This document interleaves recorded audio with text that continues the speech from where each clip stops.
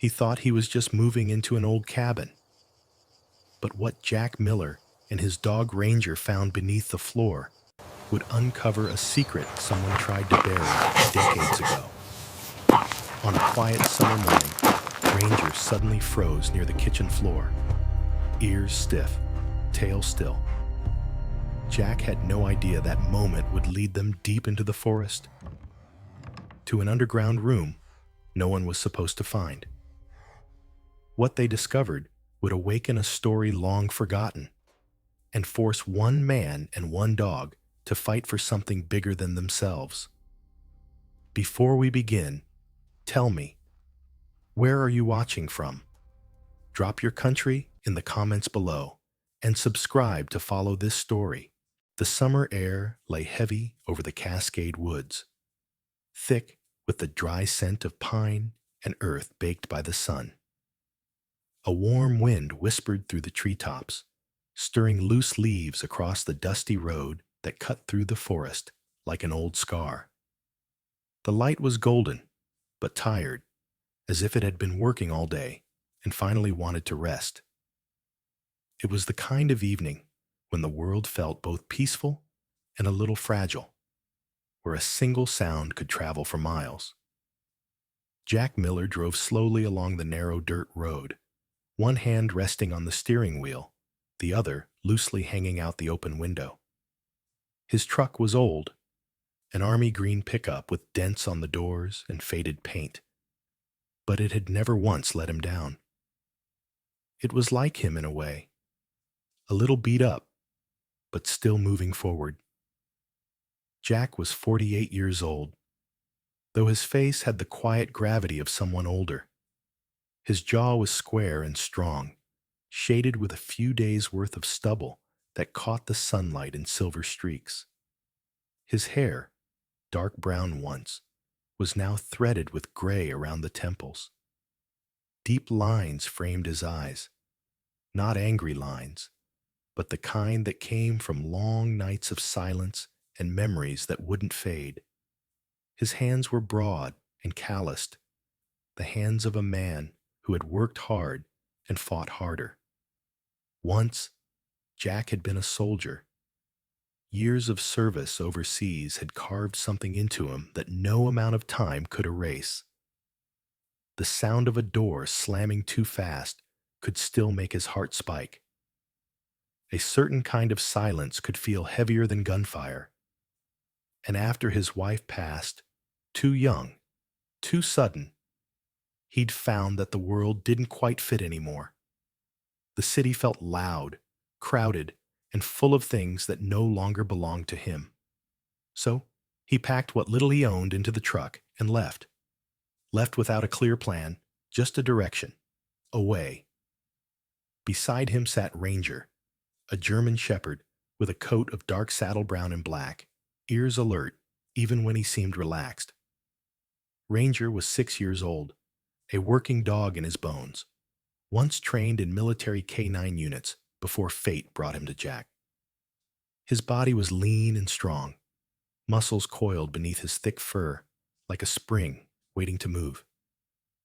His eyes were a deep amber, intelligent and watchful. Unlike most dogs, Ranger rarely barked for no reason. Every twitch of his ear, every shift of his tail meant something. Jack had learned to read those signals as clearly as if Ranger had spoken. In a way, the dog had become the only living soul Jack truly trusted. The truck rumbled over the final stretch of road before a clearing opened ahead. A cabin stood at the edge of a sloping meadow, its roof weathered but intact, the wooden walls silvered with age. The porch sagged a little, the windows fogged with dust, but it stood, solid, waiting. The air here was quieter, the kind that pressed softly against the chest. Jack killed the engine and sat in the truck for a long moment, staring at the cabin. It wasn't much, but it was far away, and for him, that was enough. He stepped out of the truck, the gravel crunching under his boots. The smell of pine and dry grass wrapped around him like a rough blanket. Ranger leapt down beside him, nose immediately to the ground, tail raised. The dog sniffed in widening circles, mapping the invisible world in the air. Jack watched him and couldn't help but smile, just a small, tired curve of the lips that he hadn't felt in a while.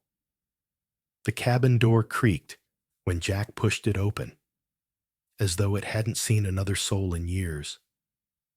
Dust drifted through the air in slow motion, turning golden in the slanting light. The floorboards groaned beneath his boots. A single wooden chair leaned against the wall, missing a leg. There was a fireplace with a few charred logs left from some forgotten winter. Jack could hear his own breathing, steady and quiet. It was the kind of place where silence had settled like dust, a silence that wasn't unfriendly, just ancient. Ranger padded in behind him, nose low, tail swishing. The dog sniffed every corner, every shadow, moving with purpose. Jack walked to the small kitchen area, running his fingers along the cracked counter. This place was a shell, but it could be something. It wasn't comfort he wanted. Comfort was a language he'd forgotten how to speak. What he wanted was space to breathe, and here the air finally felt like it belonged to him. He leaned his shoulder against the doorway and took a deep breath. For the first time in a long time, there was no ringing in his head, no weight pressing down on his chest, just quiet. But then Ranger stopped. Not the casual pause of a curious dog, but a freeze. Rigid, ears pricked, tail straight.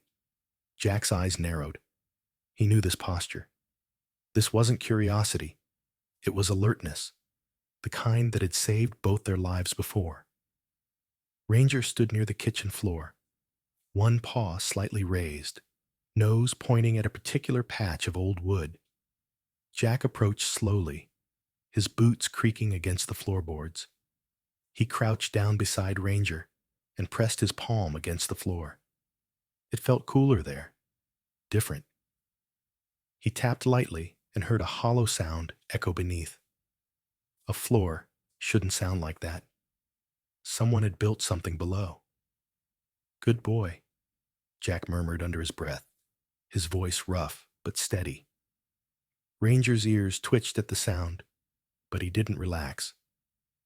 Jack sat back on his heels and stared at the spot. He wasn't a man who believed in signs, but he'd lived long enough to know that the world had a way of leaving its secrets where only the stubborn or the broken ever bothered to look. He pulled out the old crowbar he'd packed from the truck, habit, not expectation, and wedged it against the edge of the warped plank. With a groan of old wood, the floorboard gave way. Dust puffed into the air. Beneath it was a small wooden hatch, its handle corroded but intact. He brushed the dust away with his bare hand. A faint, stale smell rose from the seam, dry earth, and something older. Ranger leaned closer, nose hovering just above the crack, ears flicking back. Jack felt something he hadn't felt in a long time, a prickling at the back of his neck. Not fear, something sharper. The feeling of a thread being pulled loose in a fabric you thought was solid. He sat back and stared at the hatch for a long moment. He had come here to disappear, to let the world forget about him as much as he wanted to forget about it. But here, buried beneath the floor of a forgotten cabin, the world was whispering back. The sun had dipped lower outside, casting warm, amber light through the dusty windows. It made the air inside look like it was floating, alive. Jack placed the crowbar down and ran his thumb along the rough edge of the hatch handle. He didn't open it, not yet, but the quiet that had comforted him just moments before now felt different. It wasn't empty anymore. It was waiting. Ranger lay down beside him, head tilted, amber eyes fixed on the hatch, as if it, too, understood what this meant. Jack let out a slow breath. He wasn't sure if he was ready for whatever was below, but deep down, he knew something about men like him. When the past knocked, they opened the door, even when they shouldn't. He stood up slowly, brushing the dust from his hands, and glanced around the empty cabin. It didn't feel as simple as it had when he first walked in. Maybe it never had been. Maybe nothing ever really is. Jack turned to Ranger, who rose to his feet with the quiet grace of a soldier's shadow. "Looks like it's just you and me, buddy," Jack muttered. His voice cracked at the edge, not from weakness, but from the strange, unwanted warmth of feeling something again. Outside, the forest rustled softly, the air warm against the falling sun.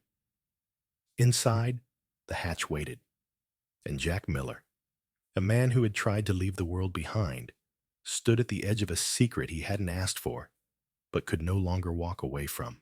Jack sat on the edge of the hatch, breathing slow, watching the sun slide lower through the windows. The air inside the cabin was warm and still, filled with that dusty smell old wood carries after years of silence. For a moment, he wondered if he should leave it alone. He had come here for quiet, not ghosts. But then Ranger moved closer to the hatch, ears tilted forward, amber eyes fixed, tail low but steady. Jack had learned long ago that Ranger didn't react without reason. And the dog was not just curious, he was alert. That decided it for Jack. He hooked his fingers under the corroded handle and pulled. The hatch gave way with a slow metallic groan, like a door remembering how to speak after decades of silence. A breath of stale, cool air rose from below, carrying a faint metallic tang. Jack clicked on the flashlight clipped to his belt and leaned closer. The light fell on a short wooden ladder leading down into a shallow crawl space lined with dirt and old beams. There, in the center of the narrow space, sat a small metal box, edges eaten by rust, but still intact. It looked like it had been waiting a long time. Jack climbed down carefully, knees protesting, Ranger standing guard above. He knelt in the dirt, running his fingers over the lid. The box wasn't military issue. No numbers, no stamps, no locks.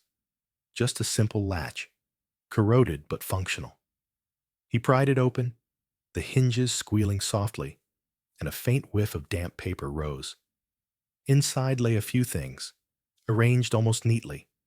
A hand-drawn map on yellowing paper, edges curled, a small brass key, tarnished green but still strong, and a black and white photograph of a man standing in front of a wooden outpost somewhere in the forest, his hand resting on a sign too blurred to read. Beneath those, etched faintly on the metal floor of the box, were the words, "The Echo Room. Don't let it be lost." Jack stared at the inscription for a long time, thumb brushing the letters. Echo Room. He had no idea what that meant, but it didn't feel like junk. Someone had put this here deliberately. He slipped the key and the map into his jacket pocket, folded the photo carefully, and closed the box. Ranger barked once, a short, low sound, a nudge forward.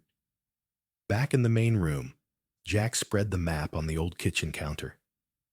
The paper was soft, fragile like dried leaves, but the inked lines were still visible. A rough trail was sketched through the woods with small crosses at several points. The cabin was clearly marked with an X. One cross farther north had a circle around it. Jack traced the line with his finger, feeling that old, uncomfortable itch in his chest.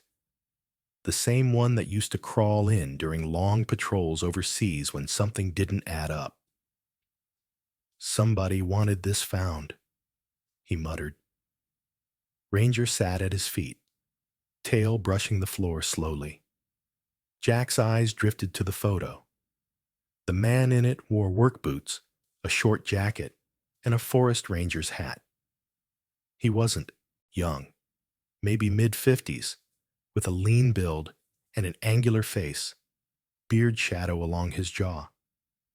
His stance was proud, not military, but the kind of quiet strength you only see in people who've given years to something bigger than themselves. The sign behind him was faint, but Jack could just make out part of the word. Haven. A wind swept outside, making the cabin walls creak. Jack exhaled slowly. He had planned to fix the roof tomorrow, maybe replace the broken chair, cook some eggs, sleep early. But now, all he could think about was that map and the way Ranger had gone still, like he'd known this was here before Jack did. He slid the map back into his jacket and returned to the hatch. This was not the kind of thing that would let a man sleep easy. The next morning came hot. The summer sun was sharp, baking the cabin roof, turning the air above the meadow into a wavering mirage. Jack filled his canteen, packed a small field kit, slung his old canvas satchel over his shoulder, and whistled softly. Ranger appeared immediately, alert and eager. Jack locked the door behind them, though he doubted anyone had been here in years. They followed the map north. The trail wound through the trees, fading in and out, sometimes almost invisible beneath the layer of dried leaves and pine needles. Ranger moved with his usual purpose, occasionally stopping to sniff the air or tilt his head toward the distant forest. The deeper they went, the quieter it got. No highway noise, no birdsong even, just the rhythm of boots and paws crunching earth. About 2 miles in, they found the first marker, a wooden post, leaning but still upright, with a carved key symbol weathered into its surface. Jack crouched, brushed away moss, and compared it with the brass key in his pocket. Perfect match. By the third marker, the sun was directly overhead, and sweat rolled down the back of Jack's neck. He wiped his face with the back of his hand. He was out of shape compared to the man he used to be. But the muscle memory of walking long distances with weight on his back hadn't left. The forest changed subtly the farther they went. The trees grew closer together. The undergrowth thickened, and the air carried a faint mineral scent, like water or old stone. Ranger stopped suddenly, ears forward, tail low, and Jack knew without asking. They were close. At the fourth marker, they found something else, a moss-covered stone pillar, taller than Jack, rising out of the ground like an old gravestone. A key symbol was carved deep into the rock. Jack pressed the brass key into the groove, and for a heartbeat, nothing happened.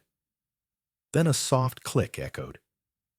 The ground beneath the pillar shifted just enough to reveal a thin line, a hatch. Ranger growled softly, not in warning, but in the way a soldier braces for what's next. Jack crouched, brushing away leaves, his fingers finding the iron ring embedded in the hatch. It was cold, even under the summer sun. When he pulled, the iron door opened with a low, shuddering groan that echoed into the dark below. A draft of cool, stale air rose from the opening, carrying a faint metallic smell, almost exactly like the one beneath the cabin. Jack clicked on his flashlight again. Inside was a short stairway leading down. Beyond that, just darkness. Ranger leaned forward, sniffing, then looked back at Jack. The dog didn't hesitate. Neither did Jack, not because he wasn't afraid, but because fear had been a familiar companion for most of his life. He descended carefully, each step creaking under his weight, Ranger padding behind him. The underground chamber was small. A few metal lockers lined the wall, their paint flaking away. A table sat in the middle, covered in a thin sheet of dust. On the wall opposite the stairs hung a metal bell, its rope frayed with age. Above it, written in large faded letters, "If the forest burns, sound the bell." Jack felt the weight of the air down here. It was the kind of silence that wasn't empty, but waiting. He ran his fingers over the bell rope. It felt rough, real. Someone had used this place for something important. And for some reason, they'd left a trail behind for him to find. Ranger circled the room once, sniffing carefully, tail still. When he looked back up at Jack, his eyes were steady, almost as if to say, "This matters." Jack took one more slow breath and whispered to himself, "What the hell did we just step into?" The forest above was still. The bell below waited, and Jack Miller, who had only wanted silence, now carried the first piece of someone else's forgotten story in his hands. The sun hung high and unforgiving, burning through the canopy like a white blade. The air was thick with the smell of dry pine and dust, a scent that clung to Jack's skin as he pushed deeper into the woods with Ranger at his side.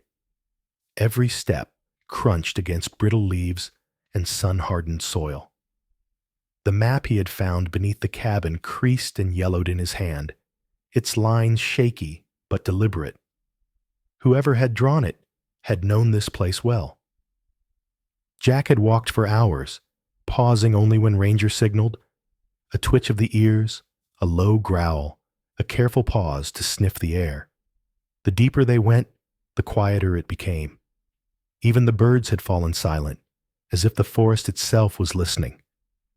A breeze shifted through the trees, warm and sharp with the faintest trace of smoke. Jack stopped, squinting against the sunlight. He knew that smell. Summer in places like this was kindling, waiting for a spark.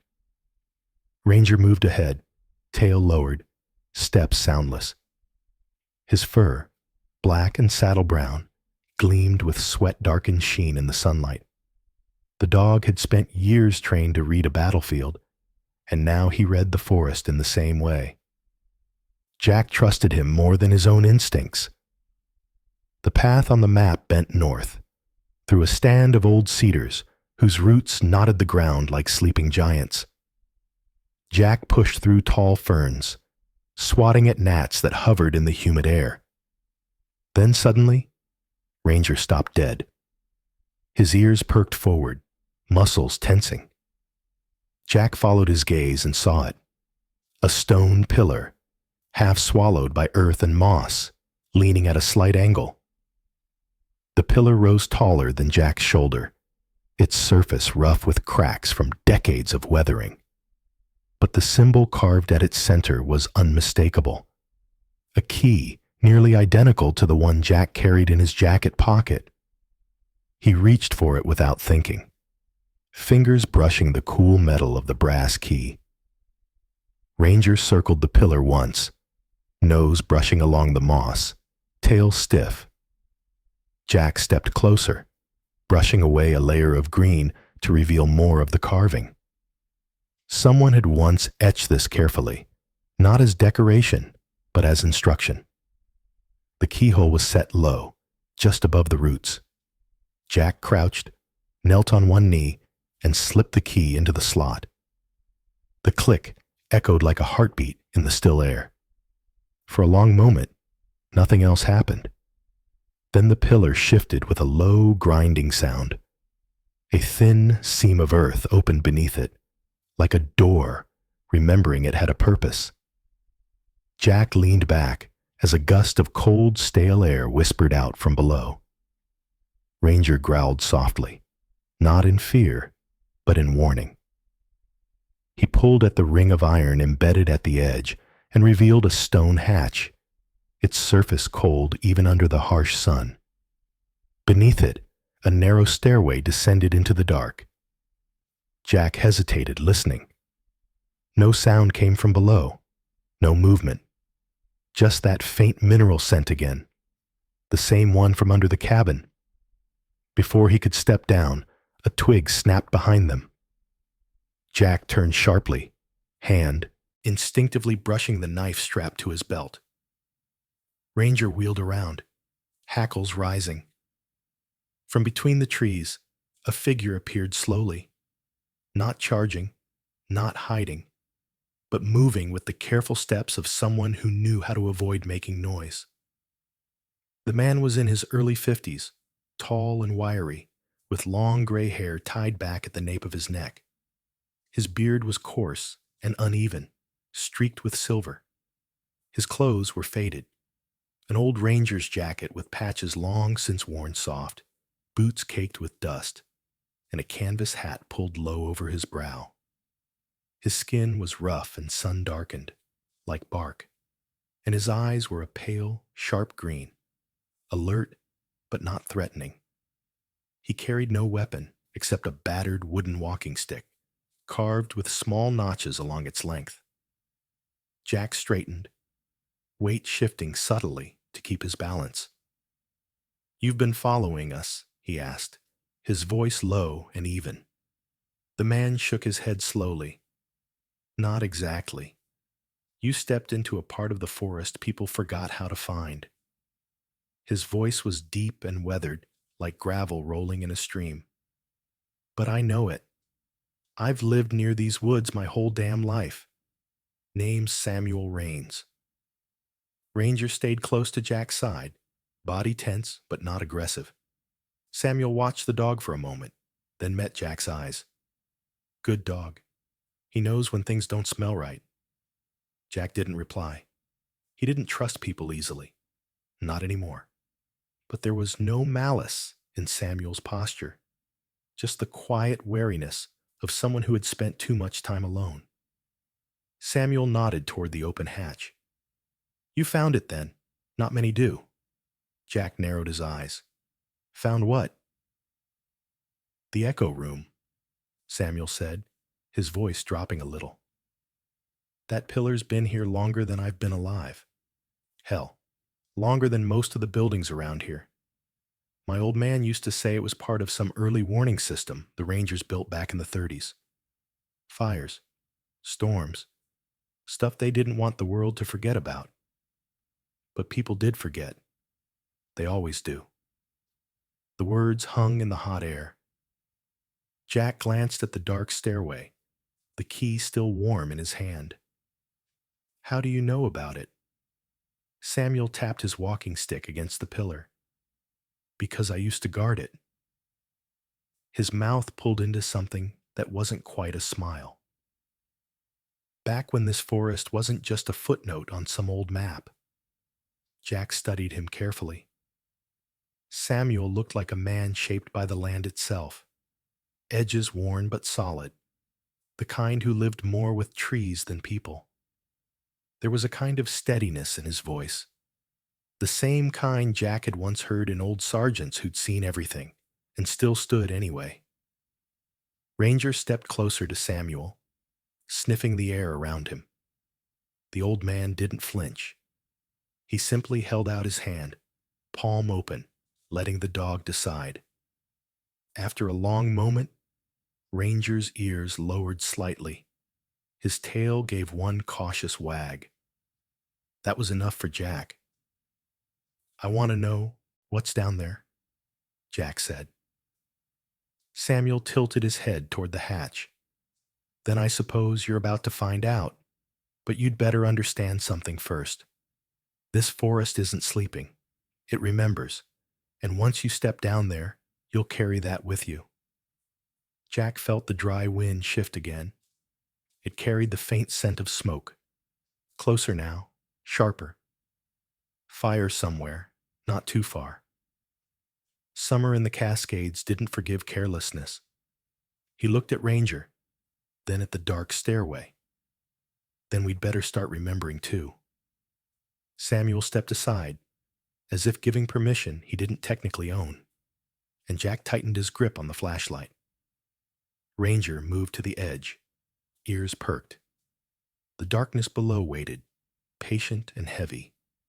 And then, with a steady breath, Jack and Ranger descended into the echo room, with Samuel's quiet gaze following from the tree line, the wind thick with the smell of summer smoke. The iron hatch was heavier than Jack expected. Its hinges groaned like an old animal waking as he pulled, sending a shiver through the quiet clearing. Warm air from above mixed with the cool breath rising from below, carrying the scent of earth, rust, and something faintly metallic. Samuel Raines stood a few feet back, leaning on his notched walking stick, watching without interrupting. His pale green eyes held a quiet weight, the kind of gaze that came from a man who'd seen too much time pass in one place. Ranger moved to the edge of the opening, nose dipping low, ears pricked, tail rigid. The dog's amber eyes followed the darkness beneath as if it were speaking to him in a language only he understood. Jack clipped his flashlight onto his jacket, crouched, and started down the narrow stone steps.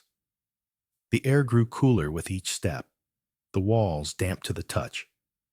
Ranger followed silently, paws light, breathing steady. Above them, Samuel's silhouette shrank until only the rectangle of sunlight framed the hatch.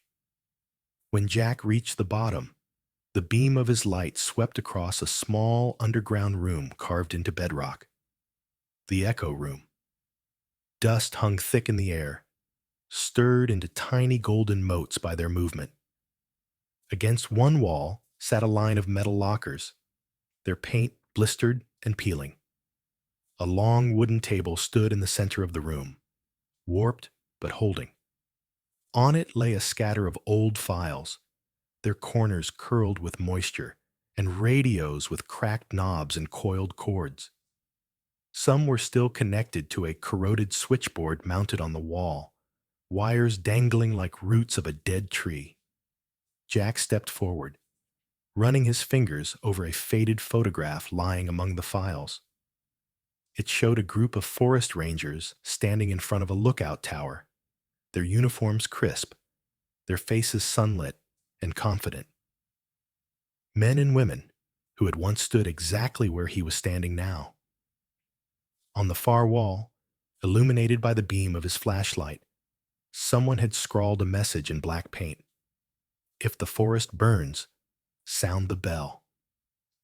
Ranger padded closer to the wall, sniffing the baseboards. His tail flicked once, twice. Jack knelt beside him and noticed scratch marks etched faintly into the concrete. Someone had worked here, maybe even lived here once, waiting for something. Samuel's voice came faintly from above.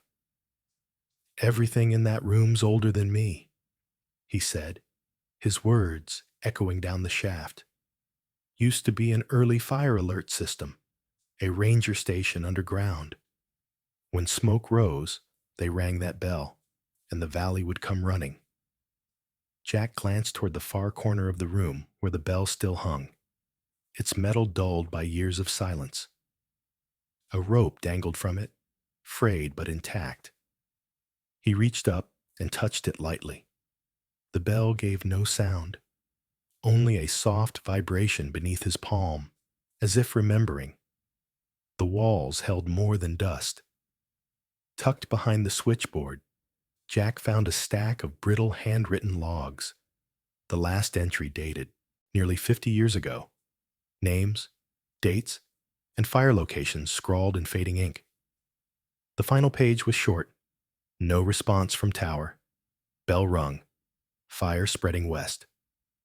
Ranger nudged at something under the table. A small metal box. Locked, but not sealed. Jack dragged it into the light. The box was military green, dented at the edges, the latch stiff but workable. Inside lay a folded map of the valley, marked with lookout points and faded red lines, indicating fire paths from long ago. There was also a radio handset, heavier than it looked, still connected to a battery pack long dead. Jack exhaled slowly. This wasn't just some forgotten cellar. This place had once been a nerve center, a heartbeat for the forest. And now, it sat buried, waiting for someone to remember. Above, Samuel's boots creaked against the wooden rim of the hatch. "If there's a message in there, it's not for everyone," he said, "but it might be for you. You've got that look.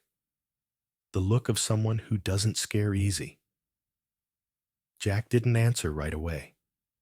His thumb brushed over the names on the logbook.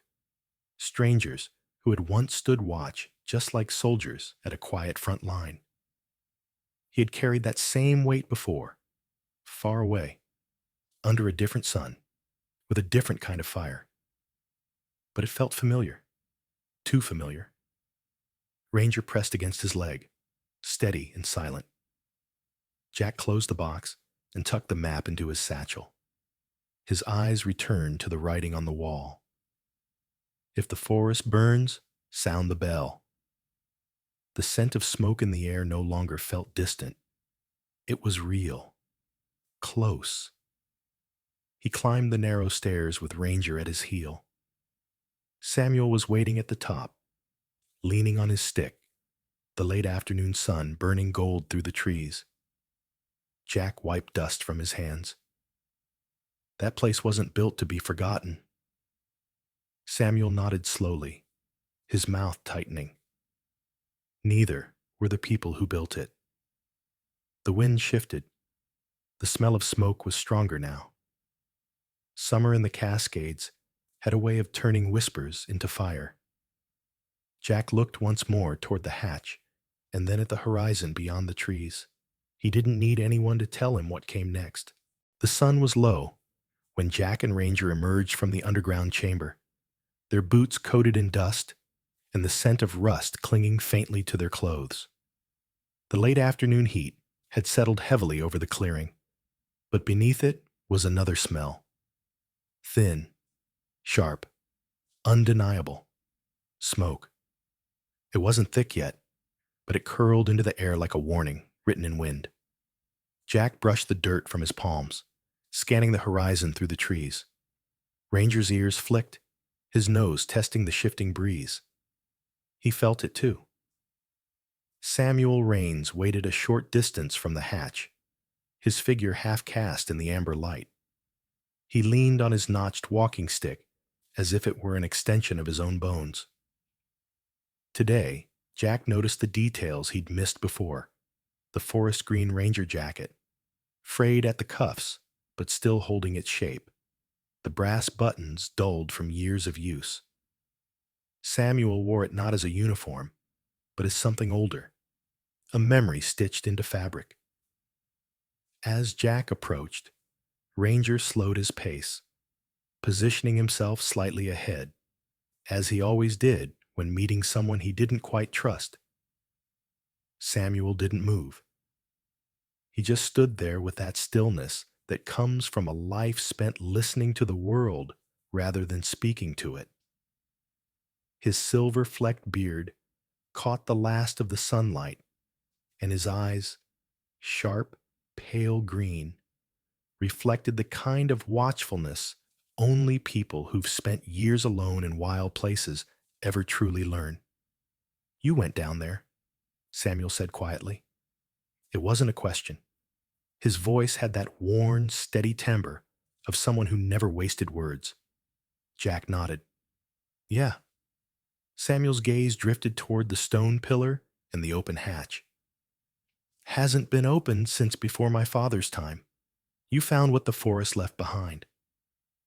Jack didn't answer right away. He looked toward the treetops, where thin strands of smoke now curled in the sky like faded brushstrokes. "It's not just a room," he said at last. "It's a warning station, radios, logs, a bell." Samuel gave a slow, deliberate nod. "That's right. The echo room. Before satellites and radios got fancy, men used to stand watch here when summer came. Fires were different back then. Not less dangerous, just less forgotten. You heard the bell? You came running. That was the rule. Ranger padded forward to sniff Samuel's boots. The older man crouched slightly, careful, letting the dog approach. His movements were calm, measured. Ranger sniffed once, then relaxed. An approval Jack didn't hand out lightly, but Ranger sometimes did. Why was it abandoned? Jack asked. Samuel rose again, his walking stick digging into the soil.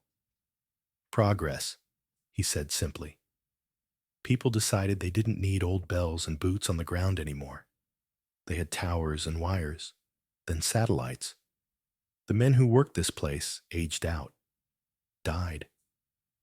And the forest, well, the forest kept growing. It always does. He paused, his eyes narrowing slightly, as they drifted toward the smoky horizon. But the fire never forgets. The words carried weight. Jack heard the quiet truth in them. Samuel wasn't just speaking about trees and flames. He was talking like a man who had seen a forest burn and couldn't scrub the image from his memory. Ranger let out a low huff, not a growl, but a sound Jack had learned to recognize. It meant unease, the kind that came from something far away but moving closer. Jack squinted. The smoke line above the tree line had thickened ever so slightly. How far?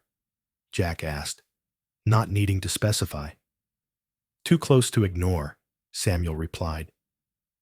This time of year, a spark can turn to a wall of fire before sundown. If the wind changes, it'll come through this valley like a knife through bark. Jack remembered the old logbook in the echo room, its last entry. Bell rung, fire spreading west. He glanced toward the hatch. A long time ago, someone had been here when the flames came. And now, it felt like the same story might be starting again. Samuel adjusted his hat, the brim shadowing his eyes. You could leave, he said after a moment. No one would blame you. This isn't your fight.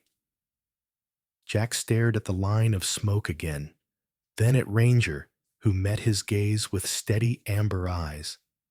That was the thing about soldiers. They never really stopped answering calls, even the ones whispered through wind and pine. I'm not going anywhere, Jack said. His voice was quiet, but unyielding. Samuel's lips curved just barely, a half smile, or maybe just the memory of one. Didn't think so.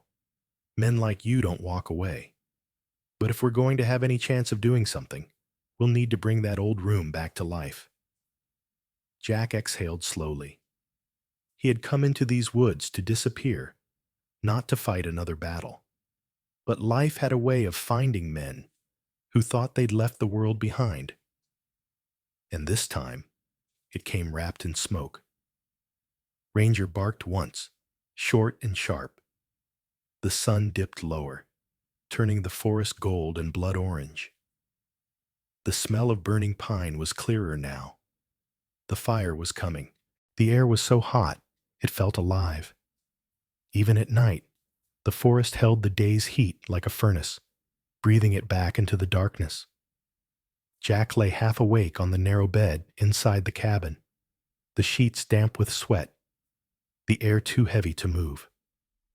Outside, the crickets had fallen silent, an absence he felt more than heard. That was the moment Ranger barked. It wasn't the short, warning bark Jack heard when a deer crossed near the tree line. It was sharp, guttural, urgent. Jack sat up instantly, the old soldier's instincts still alive under the fatigue of quiet days. Ranger was at the door, hackles raised, tail stiff, barking toward the ridge.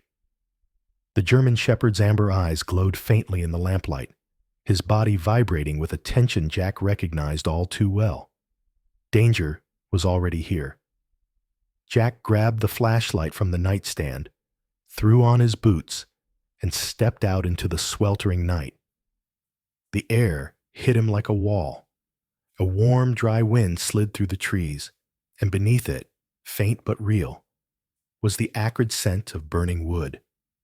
The sky above the ridge flickered with a dull orange pulse, like a lantern swaying behind the mountains. Smoke rolled low and thin at first, but it carried the promise of something much larger. "Damn," Jack muttered under his breath. Ranger let out a low growl, as if to agree. They moved quickly. Jack had kept a bag ready ever since the day Samuel told him, "The fire never forgets."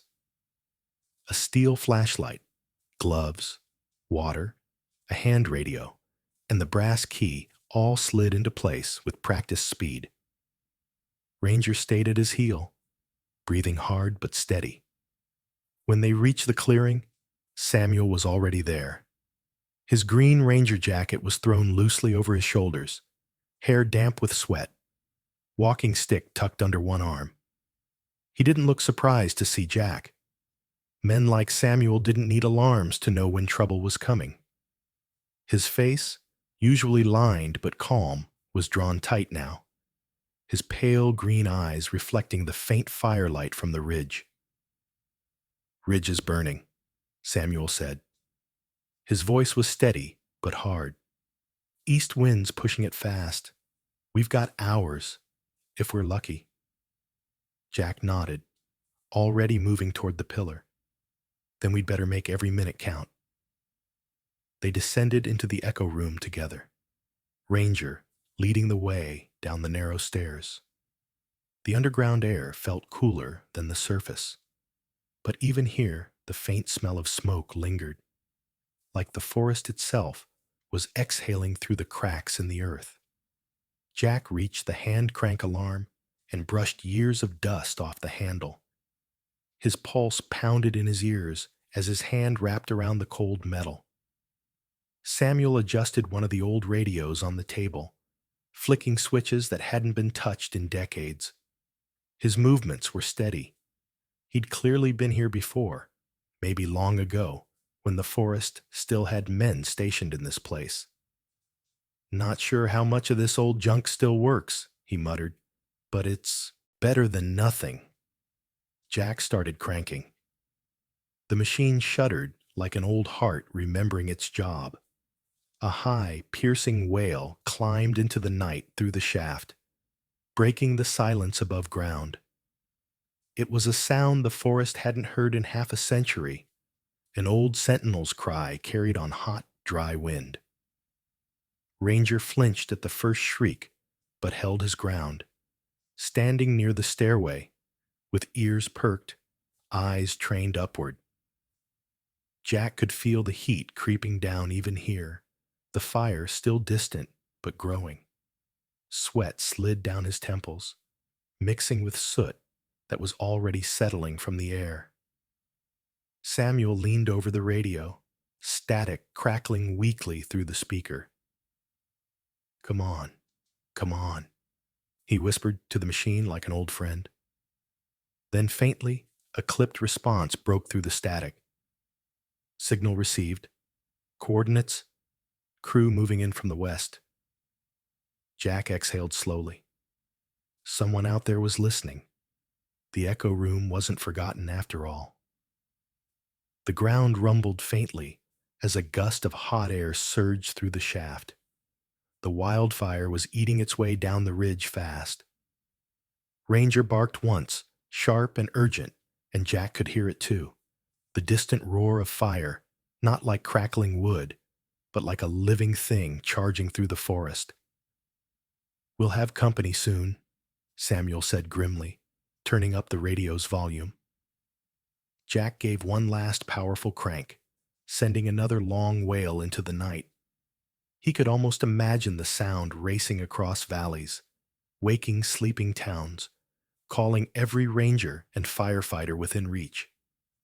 Above ground, the orange glow had grown stronger, washing the treetops in a dull, angry light. As they climbed out of the hatch, the air was thick, each breath scraping their throats like sandpaper.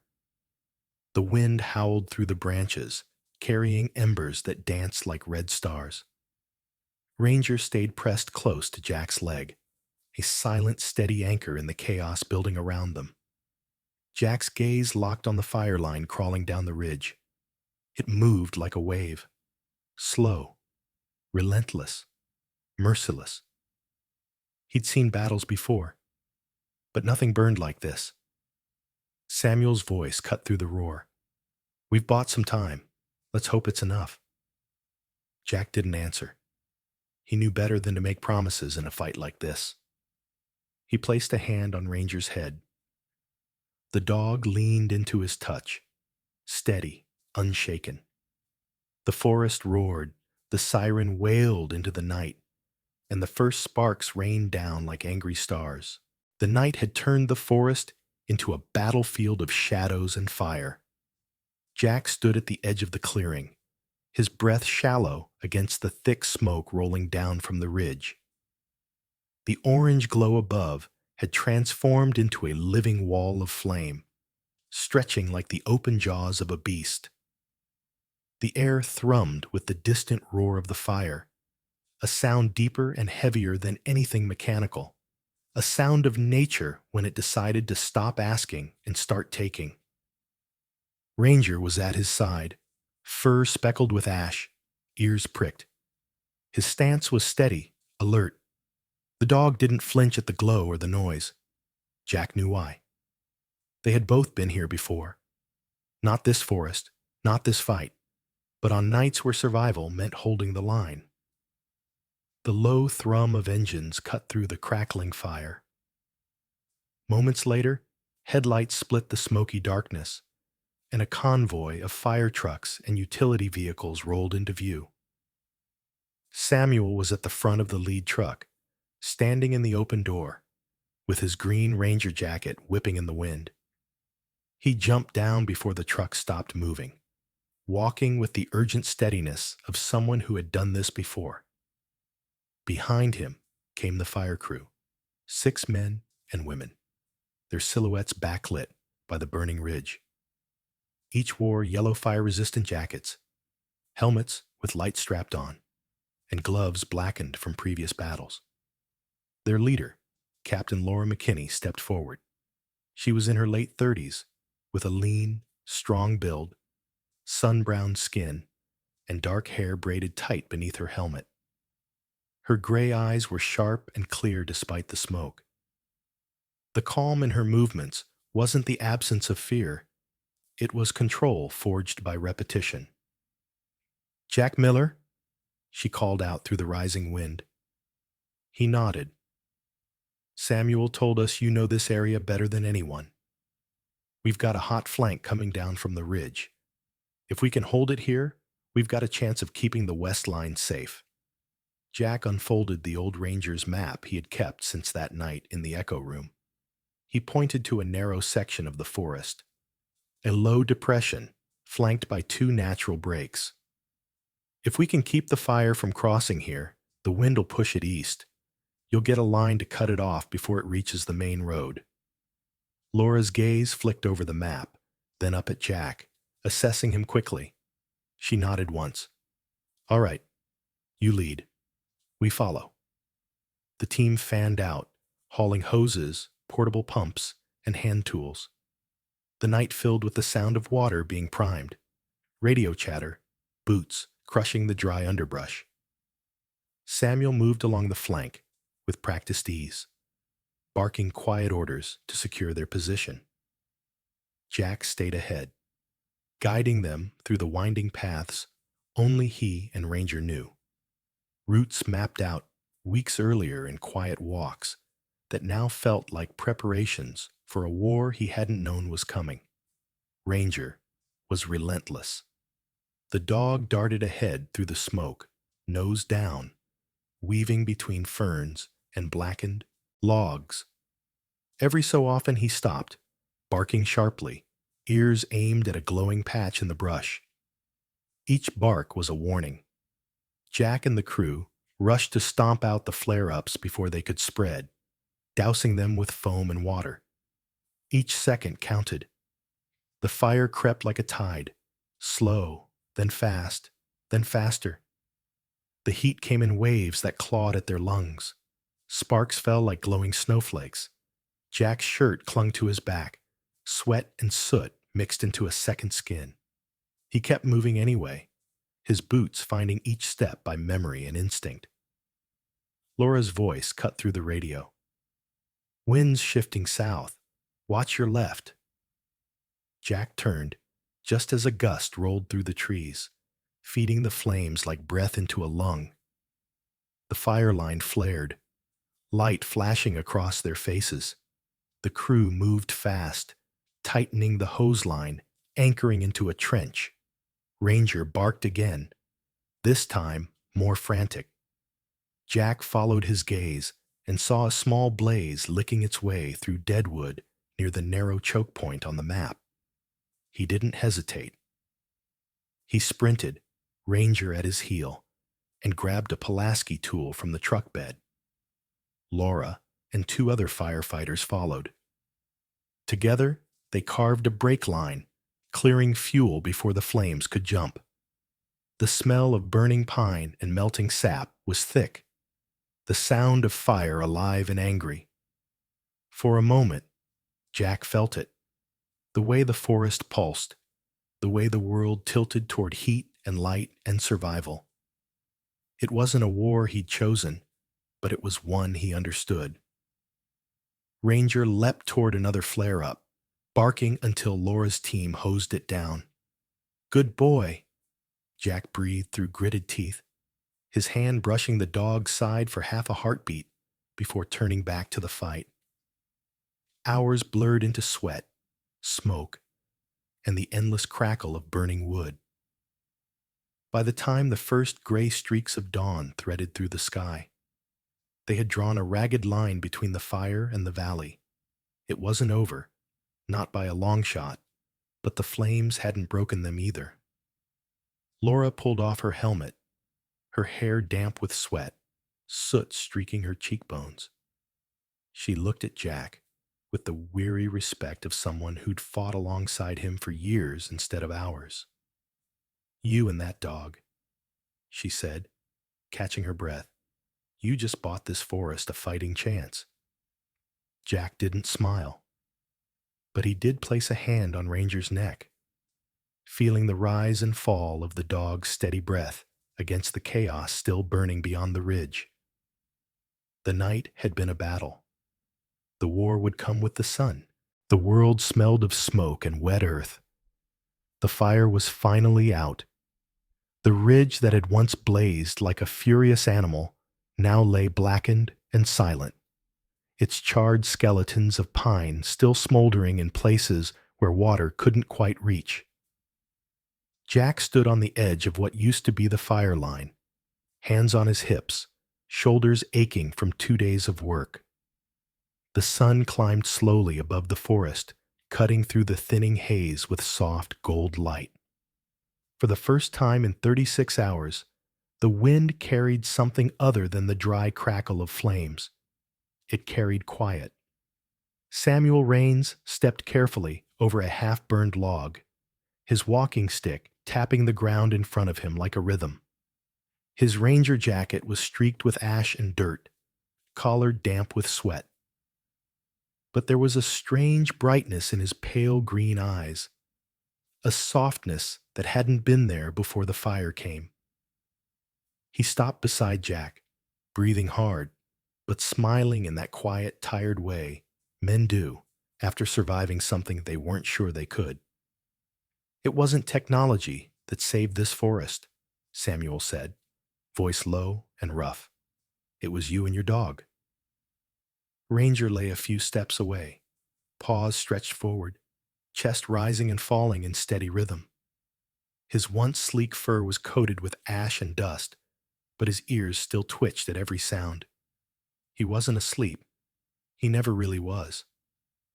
Jack knelt beside him, running his hand down the dog's neck, feeling the strength beneath the soot. "You did good, buddy," he whispered. Ranger answered with a quiet huff, eyes half closing as if he understood. Behind them, Captain Laura McKinney was walking the last perimeter with her crew. Her helmet was off now, dark hair clinging to her temples, cheeks streaked with ash. Her gray eyes were still sharp, but there was relief in them. She gave Jack a nod, not the polite kind, but the real kind, soldier to soldier. Hell of a fight, she said simply. Jack nodded back. We held the line.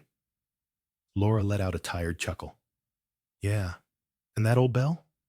Loudest damn sound I've ever heard out here. Half the county heard it. Good, Jack said. That was the point. One by one, the fire trucks pulled away over the dirt road, leaving only Samuel, Jack, Ranger, and the steady hum of wind through blackened trees. The forest wasn't gone. Scarred, yes, but alive beneath the ash. Jack could feel it. The Echo Room had done what it was built to do, even after 50 forgotten years. A week later, the forest began to breathe again.